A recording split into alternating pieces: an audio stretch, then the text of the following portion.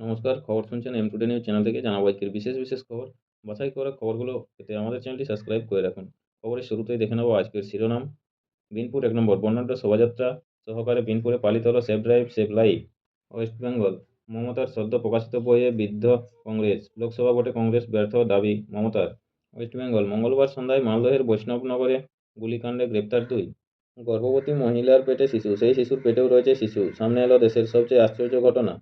গোপীবল্লভপুর ১ নম্বর ওড়িশা রাজ্যের চান্দুয়া এলাকা থেকে নিখোঁজ নাবালিকাকে উদ্ধার ও এক নাবালককে আটক করল গোপীবল্লভপুর থানার পুলিশ। গোপীবল্লভপুর ২ নম্বর কুলিয়ানা গ্রাম পঞ্চায়েতের জোড়াকুসমা ইন্টিগ্রেটেড মডেল স্কুলের দুয়ারে সরকার ক্যাম্পে পরিদর্শন করলেন থানার ওসি ও বিডিও। ঝাড়গ্রাম লিপিডিহি গ্রামে জলে ডুবে মৃত্যু হলো এক ব্যক্তির। ঝাড়গ্রামের মানিকপাড়া রেঞ্জ এলাকায় দাঁপিয়ে বেড়ালো দলছুট দুটি দাঁতল হাতি, নষ্ট ছকাটা জমির ধান চাষ। বিনপুর ২ নম্বর বিশাল মিছিলের মধ্য দিয়ে বেলপাহাড়িতে শুরু হলো সিপিআইএমের তৃতীয় জেলা সম্মেলন ও প্রকাশ্য সমাবেশ।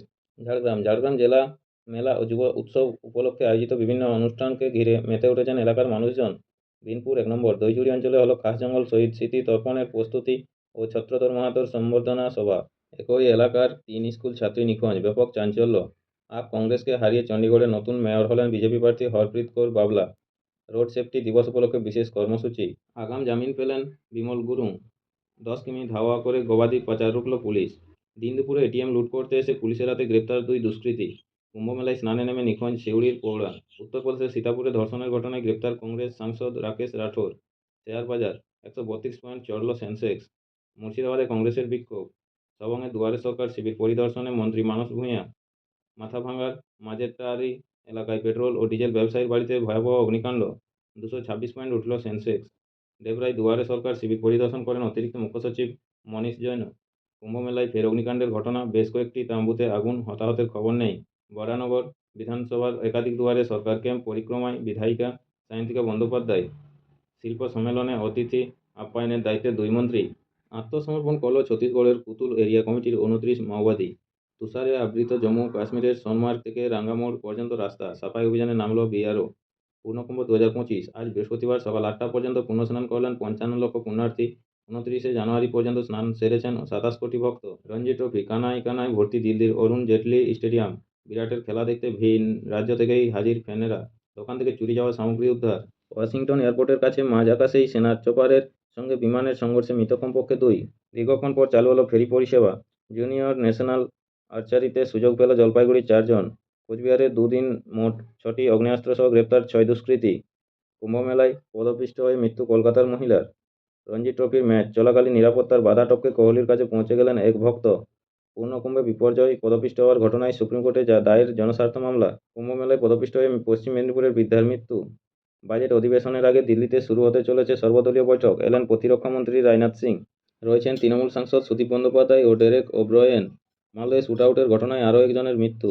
বীরভূম জেলার সদাইপুর থানার কচুজোর এলাকায় পথ দুর্ঘটনা, জখম ট্রাকের চালক। দুপুরে শহরে একাধিক মিটিং মিছিল, স্লথ হতে পারে যানবাহনের গতি। আমেরিকার ম্যাসাচুসেটসে গাড়ি দুর্ঘটনায় মৃত্যু ভারতীয় যুবকের। স্যালাইন ইস্যুতে নিজাম প্যালেসের ড্রাগ কন্ট্রোলার অফিসের সামনে বাম ছাত্র যুবর বিক্ষোভ, বন্ধ কেমাক স্ট্রিট থেকে এক্সাইডগামী রাস্তা। শুক্রবার রাত থেকে সোমবার ভোর পর্যন্ত শিয়ালদহ দক্ষিণ শাখায় ব্যাহত ট্রেন চলাচল।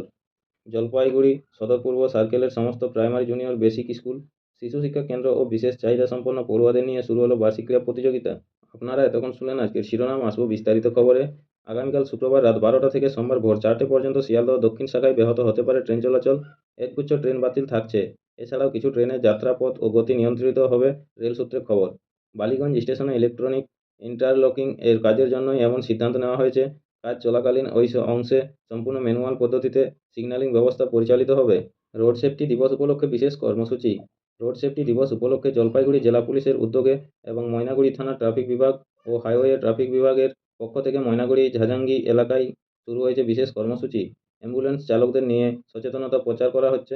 পাশাপাশি আজ বৃহস্পতিবার খুদেদের অঙ্কন প্রতিযোগিতারও আয়োজন করা হয়েছে। উপস্থিত রয়েছেন পুরসভার ভাইস চেয়ারম্যান মনোজ রায়, চূড়াভান্ডার গ্রাম পঞ্চায়েতের প্রধান দিলীপ রায়, ময়নাগুড়ি থানার I C Subal Ghosh, highway traffic O C Swapan Barman, Maynaguri থানা ট্রাফিক ওসি অতুল চন্দ্র দাস সহ অন্যান্যরা। একই এলাকায় ৩ স্কুলছাত্রী নিখোঁজ, ব্যাপক চাঞ্চল্য।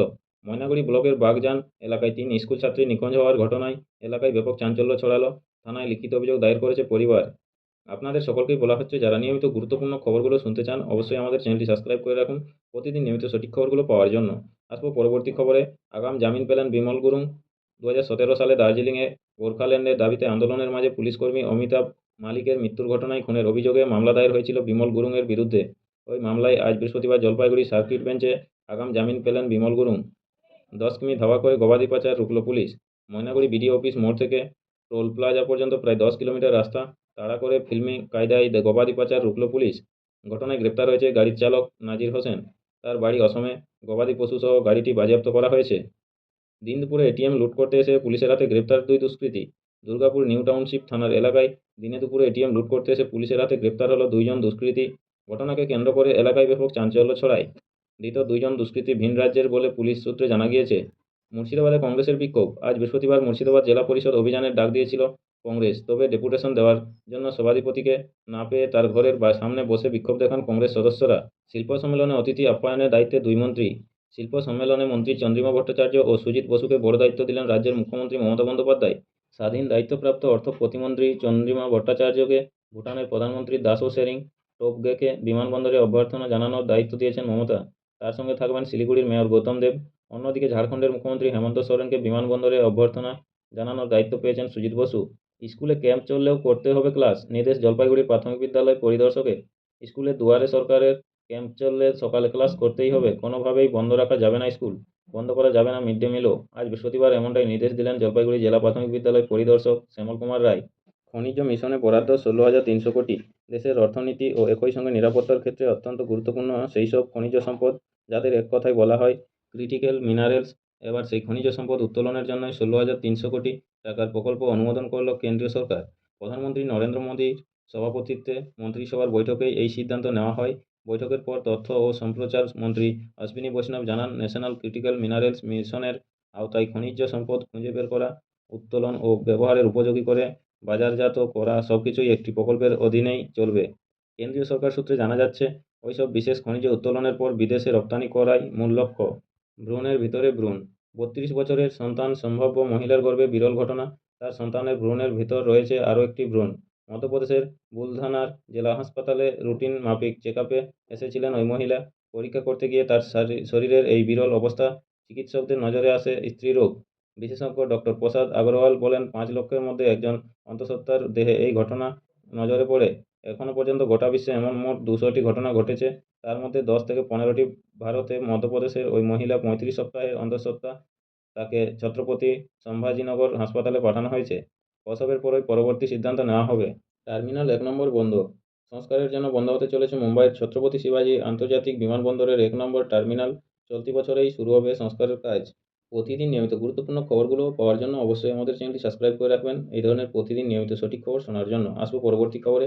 দোকান থেকে চুরি যাওয়া সামগ্রী উদ্ধার। দোকান থেকে চুরি যাওয়া সামগ্রী উদ্ধার করল চাকদহ থানার পুলিশ। ঘটনায় একজনকে গ্রেপ্তার করা হয়েছে। ধৃতের নাম আকাশ পোদ্দার। বুধবার কল্যাণী মহকুমা আদালতে তোলা হলে বিচারক তাকে 7 দিনের পুলিশ হেফাজতের নির্দেশ দেন। 11 জানুয়ারি চাকদহের ঘোড়া স্ট্যান্ড এলাকায় একটি মোবাইলের দোকানের শাটার ভেঙে মোবাইল, ল্যাপটপ সহ বেশ কিছু জিনিস চুরি হয়। ঘটনার তদন্তে নেমে মঙ্গলবার রাতে এক যুবককে গ্রেপ্তার করে পুলিশ। তার কাছ থেকেই উদ্ধার করা হয় একটি ল্যাপটপ, 3টি মোবাইল সহ মোবাইলের কিছু পার্টস, হেডফোন ও চার্জার। বাংলাদেশি গ্রেপ্তার।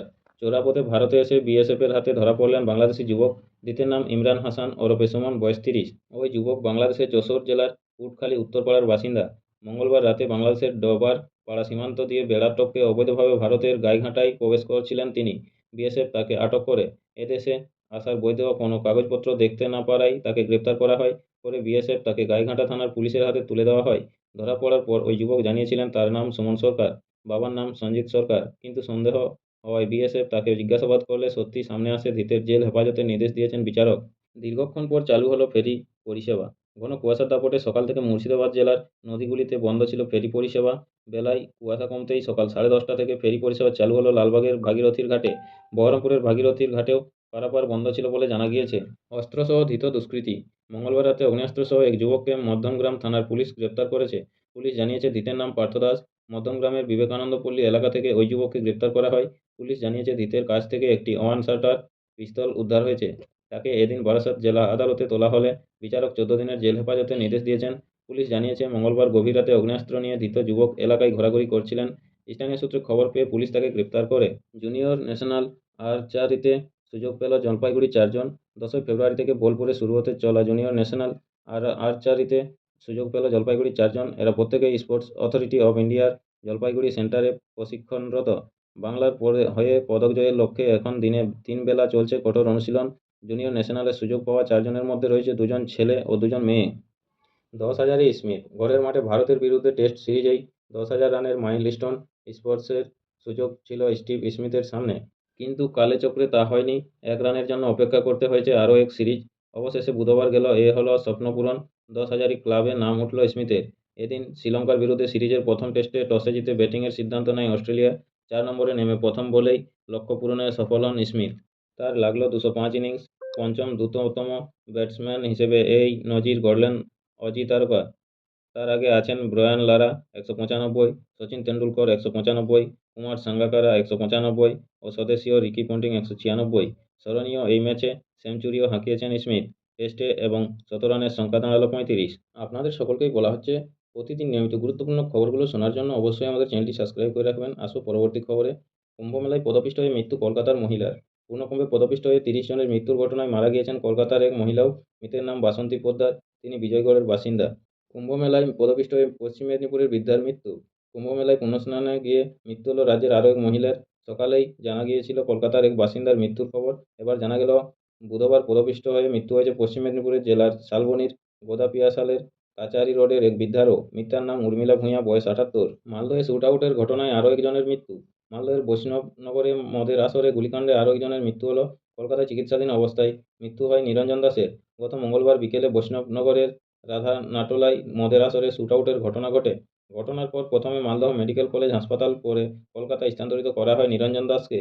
দুপুরে শহরে একাধিক মিটিং মিছিল স্লথ হতে পারে যানবাহনের গতি। আজ বৃহস্পতিবার দুপুরের পর থেকে একাধিক মিটিং মিছিলে শহরে স্লথ হতে পারে যানবাহনের গতি। দুপুর 12টায় শহরের কেন্দ্রস্থল এজেসি বোস রোডে শুরু হবে একটি মিছিল। আবার একই সময়ে একটি সচেতনতামূলক র্যালি বের হবে বাইপাসে। 12:30 নাগাদ একটি র্যালি হবে এটিএম রোডে। এরপর দুপুর 2:30 থেকে একটি মিছিল যাবে এজেসি বোস রোড থেকে কামাক স্ট্রিট পর্যন্ত। বিকাল 5:30-এ আরও একটি মিছিল হবে বেলিয়াঘাটা মেন রোড থেকে এজেসি বোস রোড পর্যন্ত। নমস্কার, স্থানীয় সংবাদটি শেষ করার আগে দেখে নেব আজকের ওয়েদার আপডেট কী রয়েছে। কলকাতা থেকে শীতের বিদায় কার্যত নিশ্চিত। সর্বনিম্ন তাপমাত্রা বেড়ে হয়েছে 20 ডিগ্রি সেলসিয়াস। ফলে শীতের এতটুকু কামড় টের পাওয়া যাচ্ছে না। আবহাওয়া দপ্তরের দেওয়া পরিসংখ্যান অনুসারে আজ বৃহস্পতিবার কলকাতায় সর্বোচ্চ ও সর্বনিম্ন তাপমাত্রা থাকতে পারে যথাক্রমে 28 ডিগ্রি ও 20 ডিগ্রি সেলসিয়াসের আশেপাশে। গতকাল শহরের সর্বোচ্চ তাপমাত্রা ছিল 26.7 ডিগ্রি ও সর্বনিম্ন তাপমাত্রা ছিল 21 ডিগ্রি। গত 24 ঘন্টায় কোনো বৃষ্টিপাত হয়নি। নমস্কার, আজকের এখনকার স্থানীয় সংবাদটি এখানেই শেষ হলো। এর পরবর্তী স্থানীয় সংবাদটি পাওয়ার জন্য আমাদের চ্যানেলটি সাবস্ক্রাইব করে পাশে থাকা বেল আইকনটি অল করে রাখুন। সবাই ভালো থাকুন, সুস্থ থাকুন। দেখা হচ্ছে পরের একটি আপডেট খবরে। ধন্যবাদ।